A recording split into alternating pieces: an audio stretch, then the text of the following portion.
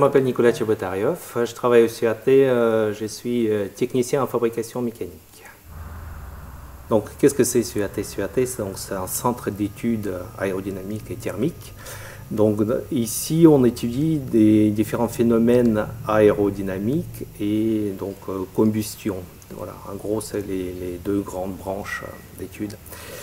Donc, ici, proprement, dans cet atelier, on fabrique des pièces qui représentent à l'échelle réduite soit des moteurs d'avion, parfois aussi des moteurs de lanceurs de fusées, et aussi des ailes d'avion. Salut Monsieur Nico. Salut Patrick. Ça va bien? Bon alors, qu'est-ce qui se passe? Bah écoute, il faut qu'on fasse une modif là. Ah, encore une parce petite que modif. Là l'angle est pas bon sur la pièce. Il Ah faudrait oui, rajouter des capteurs ici de pression. Ah oui, ok. Parce que les perturbations qui sont ici là, qui sont engendrées par Ah ce cône, ouais, il faudrait vérifier si ça a une influence en amont. Donc, comment ça se passe concrètement? Donc en général, un chercheur il a une idée plutôt théorique. Et pour réaliser sa théorie, pour la mettre en pratique, voilà, il a besoin de réaliser un certain nombre d'ensembles de pièces, un certain nombre de montages. Donc pour cela, le chercheur, parfois il me demande directement, mais très souvent, principalement même, il passe par un bureau d'études.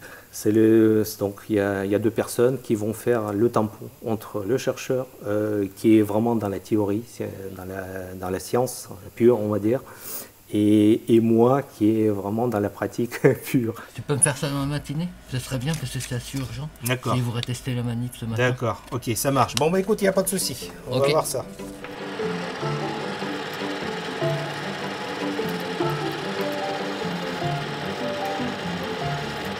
Donc moi concrètement, je pars d'un brut et après je réalise des formes qui sont demandées, donc en me servant de machines-outils, vraiment plusieurs machines-outils, parce qu'en fait, étant donné que c'est les pièces qui sont très complexes, qui demandent beaucoup d'exigences en termes de qualité de l'exécution, il faut vraiment que ce soit très bien fait.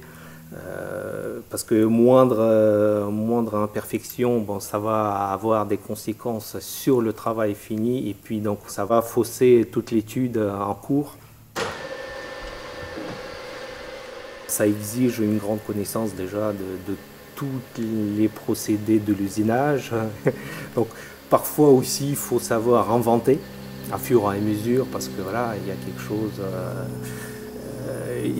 j'ai une grande liberté, ça c'est un bon côté aussi de mon métier parce que étant donné qu'on travaille pratiquement que sur des pièces uniques, vraiment, donc il y a aussi un grand part de travail un petit peu artistique là-dedans presque, et donc voilà, c'est une grande richesse mais qui me coûte aussi un effort parce que je dois pour cela aussi creuser un peu la cervelle, comme on dit. Il faut que je me pose des questions, je dis tiens, comment je vais faire pour arriver au résultat final. Mais voilà, c'est mon métier, c'est ça, il faut trouver des solutions. Tout cela fait que voilà, je me sens épanoui.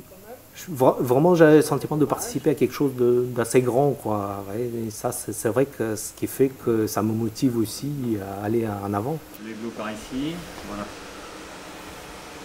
Impeccable. Impeccable, tu crois, ouais. Au moins, espérons-le. elle rentre déjà.